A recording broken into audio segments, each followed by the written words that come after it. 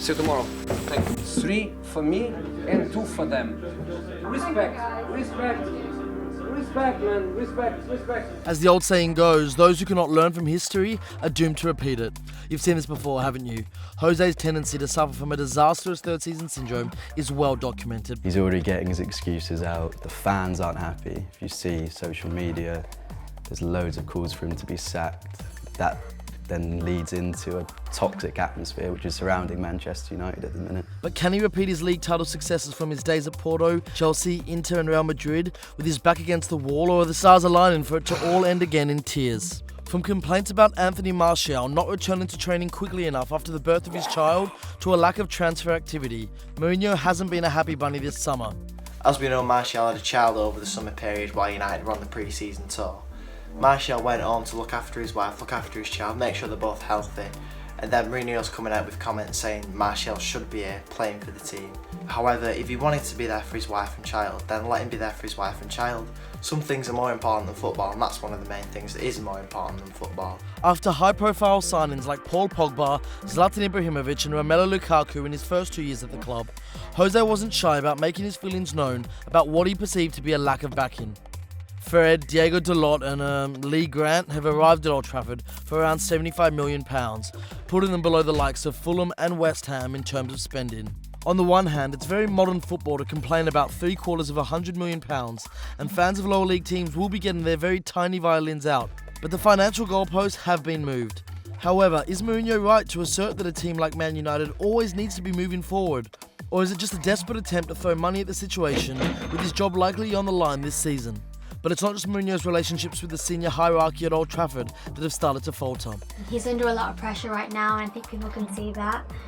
More so now, especially because he's not backed by the guys at United, whereas when he was at Real, he was backed by Perez.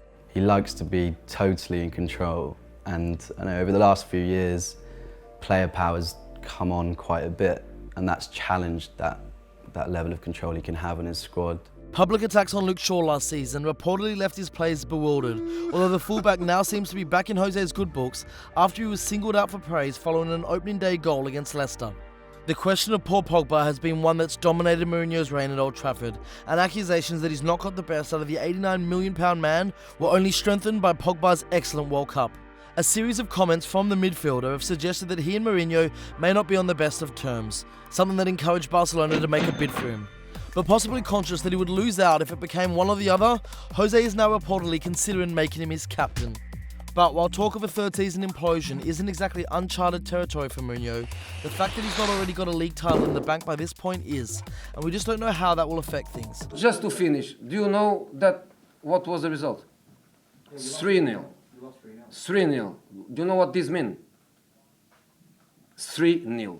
But also mean 3 premierships, and I won more premierships alone than the other 19 managers together. Will having less goodwill in the bank speed up the process if things start going pear-shaped? Or will having his back against the wall and something to prove get the best out of Mourinho? Looking to the future and life after United, whenever that comes to pass, his next destination is unclear, especially if he wants to go out burning all his bridges once again.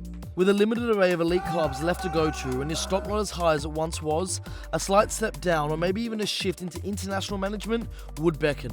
But one thing's for sure, it'll be fascinating to see how what's likely to be a pivotal and definitive season in Mourinho's career plays out. The way that he's been talking about his players, the way he's been acting, the kind of facial expressions, body language during the games, is kind of reminding me of his last year at Chelsea when he got sacked and he finished 10th. And it's not great to see, but I just hope he can turn it around, keep the players motivated, keep the players playing as best as they can, and just keep United up there at the top, because that's where we deserve to be, really.